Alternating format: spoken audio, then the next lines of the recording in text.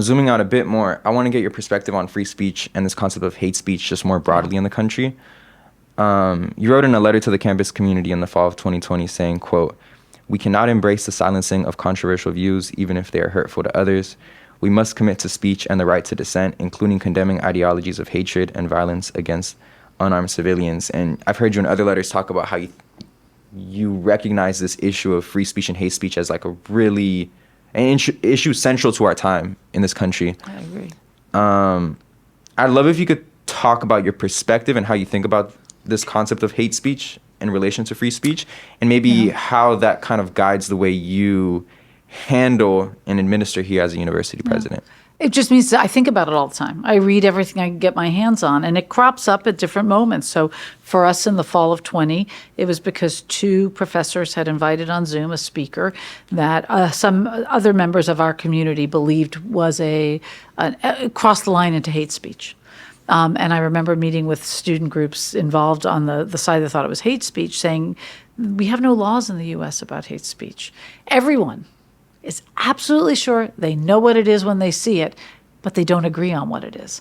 And so, it'll be interesting to see if the laws change about this. Some countries like Germany, I believe, and maybe France, but I think Germany, do have laws about hate speech. We don't. And so right now, as a public university president, it really is just whether or not there is an imminent physical danger, not 3 people down the road. Someone might hear this speech and talk to someone else, and that, it's got to be imminent. But I still think we have to wrestle with this because, these kinds of laws have historically been used to silence people.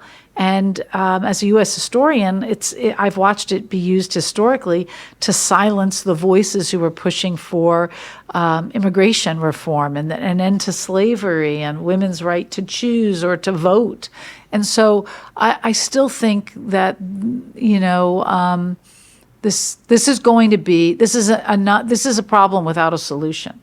Now, there will be others who teach on this campus or work on this campus who don't agree with me. They think there are just some clear lines.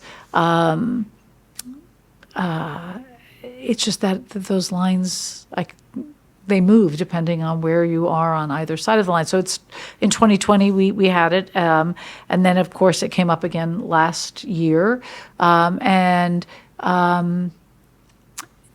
this is an ongoing conversation.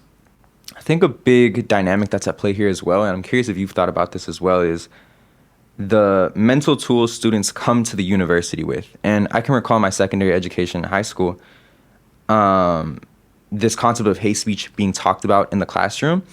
And I was really disappointed because I felt so many times teachers or just grown-ups in the room facilitating discussions among students would approach this issue of hate speech saying, this isn't speech that should be allowable. We condemn the inception of this speech, right? And we want to stop it in its tracks. Whereas I actually thought that the right approach is to say to the students that hate speech is something that is going to have to exist because of the legal framework of the country. And if anything, it's an opportunity for you to sharpen your critical thinking skills, so much so to the point where you can combat hate speech and offer better arguments whenever they're presented. And you can condemn the content of anyone's speech. You don't have to. I don't think you have to always say, I respect that position, right? Mm-hmm. You can actually say, I really violently disagree with that position, or, but, and here's why. But you've got to allow the speech. I mean, there is no legal definition of hate speech in the U.S., and I think most people don't realize that. And it sounds like your teachers didn't realize that. Mm-hmm.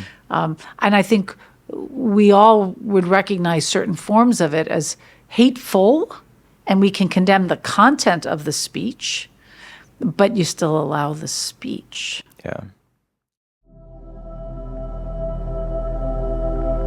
This is the Atlas Clips channel. To stay up to date with the show, follow One on Instagram and X.